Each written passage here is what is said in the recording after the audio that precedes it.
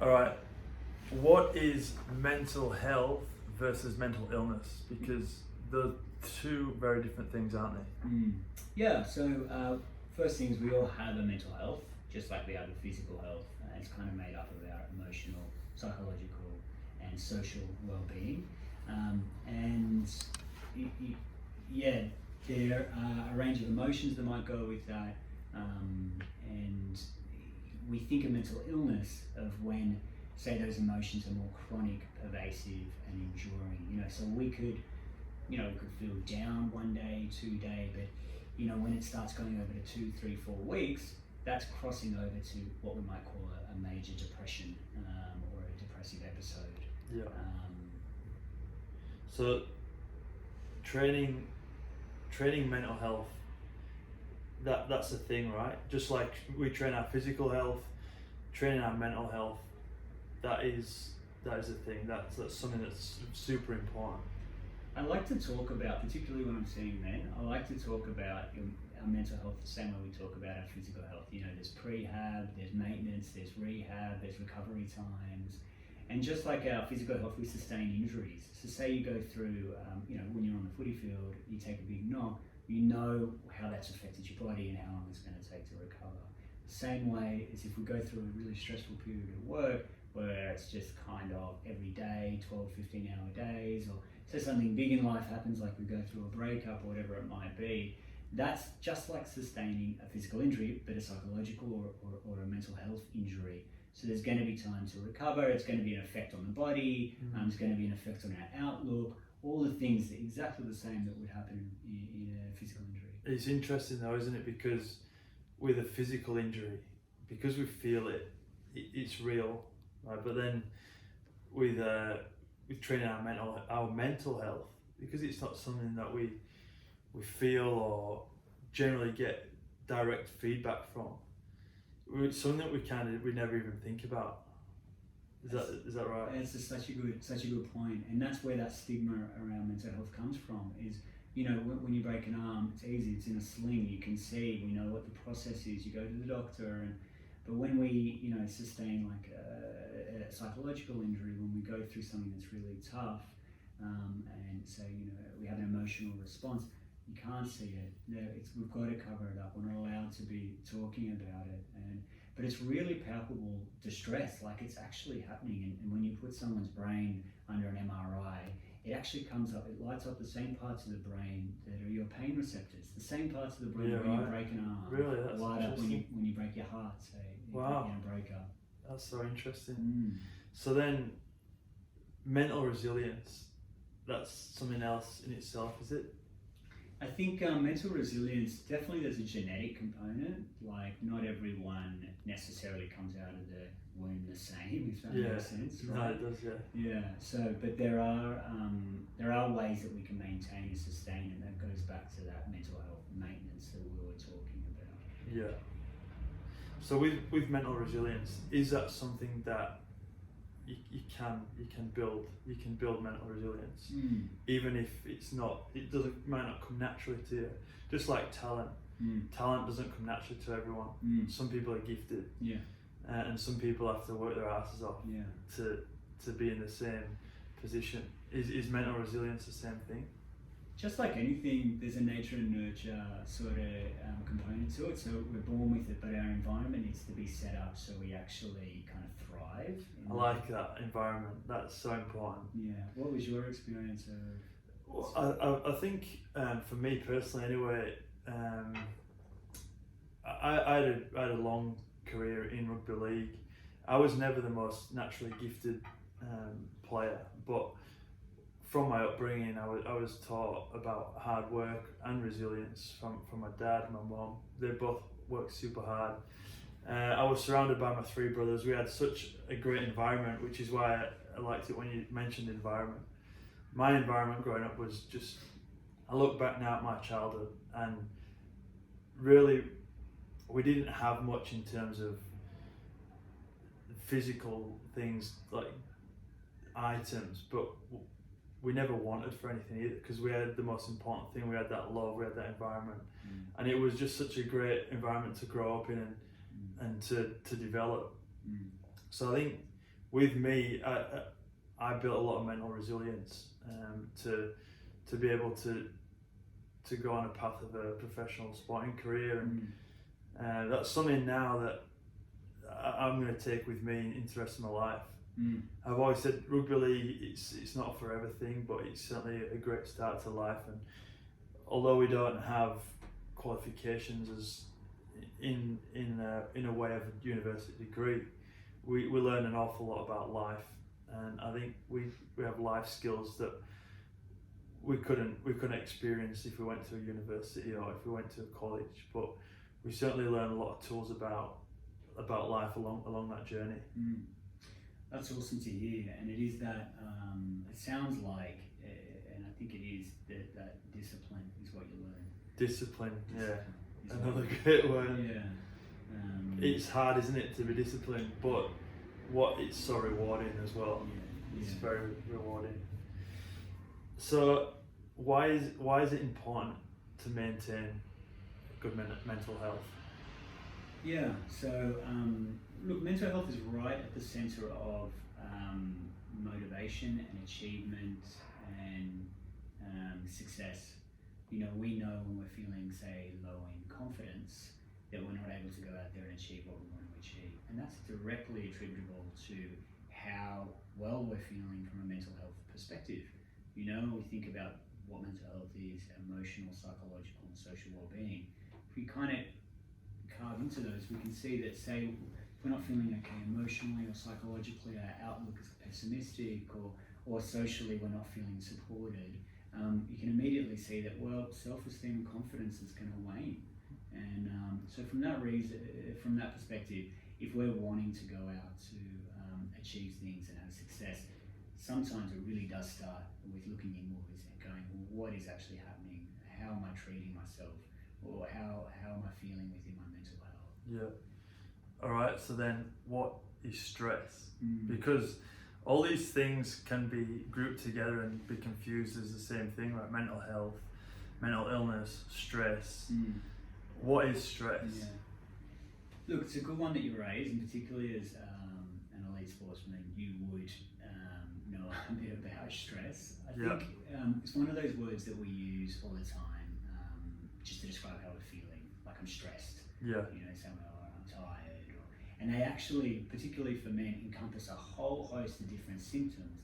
And actually, they're all a little bit different for all of us. Essentially, stress in itself is really describes the internal physiological process of performance. So you need a bit of stress to perform. Stress is involved in a few hormones like cortisol and adrenaline that make us actually move from A to B. So when you're out on a football field, it's a bit of stress that's getting us from A to B. And of course, there's a relationship between stress and performance. Enough stress equals good performance, right? Not enough stress equals, well, a bit of laissez-faire kind of running around. Mix some adrenaline in there too. Exactly right. And a bit more stress, you know, someone amping us up and really getting us to understand what the stakes of that experience is, can actually make us perform, enhance our performance, right? And there's a lot of work around sports psychology, around mentality, in terms of how we get from the sideline to on the field, and what's happening in our mind to ensure we're performing at the right level of stress. But of course, stress can go beyond that performance threshold and actually hinder. So too much stress can actually hinder how we feel. Yeah, I've seen it. I've seen it. Definitely, 100%. It can affect performances, and some players just cannot perform under stress. They almost need to be reassured rather than put under stress to get that peak performance. Yeah, wow. And what else do you see with those guys? Do you see them from do you see a change in their kind of the way they interact, or even their demeanour? Yeah, definitely. And that might change from day to day, depending on how they're feeling physically, mentally, emotionally. But certainly, you got to think, you're in a group of 30 different personalities, and what motivates you might not motivate me whatsoever, right. and vice versa. So it's all about managing that group as one, because we're all heading for the same goal. And you're right, it's professional sport, you're operating in high stress environment. There's lots of pressure, and I think that feeding off each other is important. We're lucky to be in a team environment. I grew up in a team environment, that being my family. So I've always been around people. I've never been isolated. And I've always had people that I can lean on. My brothers are my best friends. People have got best friends from school. Like my best friends are my brothers, and I've spent my whole life with them. So I've been so lucky in that sense that I've always had my mate there to talk to. Three of them. So it's good. I might just ask you one last thing. I think it's important, but coping. How do we cope with stress? There's good ways of coping, and there's bad ways of coping, isn't there? Yeah, that's a good point. That stress elicits a lot of discomfort, and how we manage that discomfort internally can be both productive and destructive, right? And I think naturally our mind goes to that destructive places. All those vices, overuse of substances. Some people it's gambling. Some people it's violent outbursts. There's that internal distress. It really does build, and there's sometimes for some people there's very few ways that we can actually put that fire out. If we start to think about coping strategies, there are many more productive ways than say substances or substance overuse or all these other violence.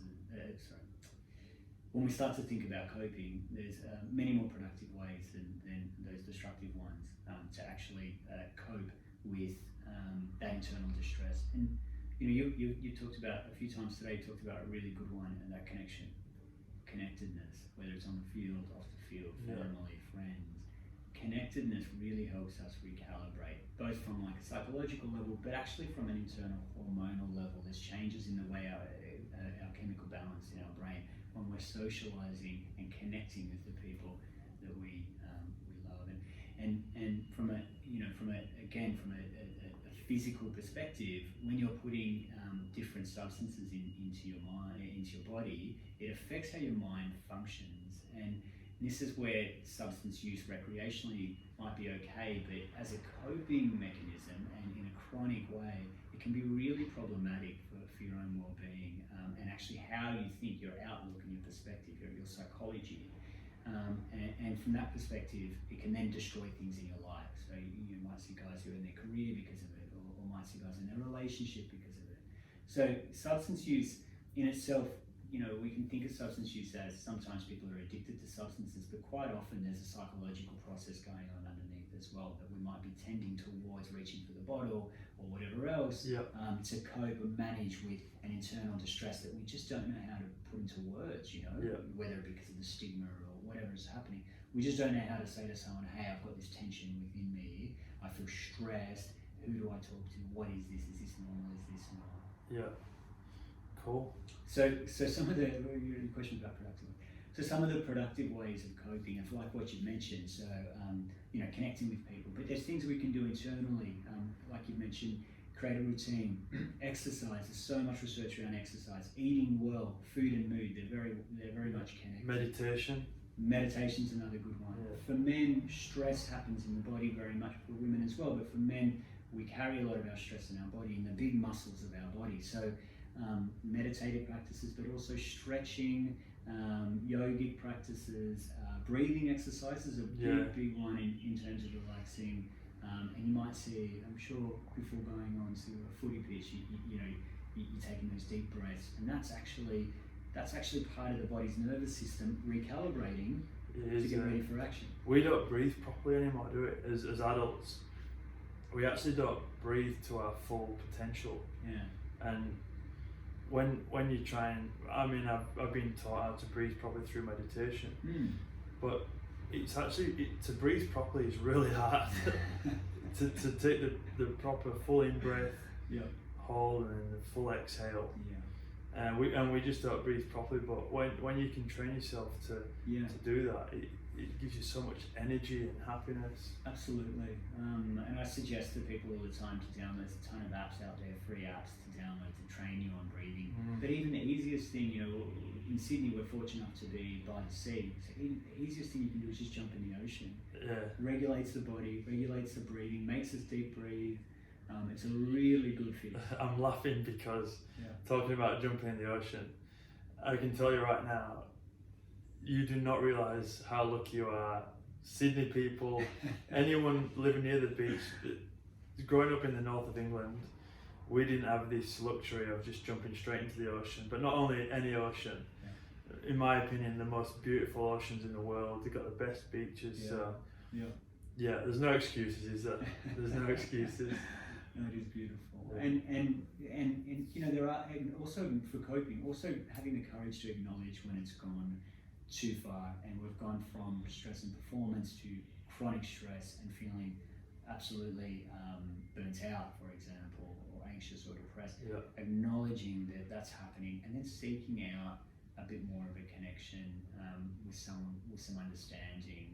So whether that be a good protocol is your GP, is a place to go and if you're seeking out professional help. But there's so many great resources, Lifeline, Beyond Blue, Black Dog. I often refer men to a service called the Men's Table that is just about men connecting together and sharing what's happening for them. But professional help can really give us the strategies we need to actually contain what's happening and have a bit more of a hopeful outlook. Cool. Well, mate, Alex, thanks so much for your time. I always enjoy chatting to you, whether it's socially or whether it's environments like this. I said to Tori, my partner, the first time I met you, I just got this great energy from you. So thanks for bringing me down to your clinic here, AB Clinical Psychology. You've got a great space.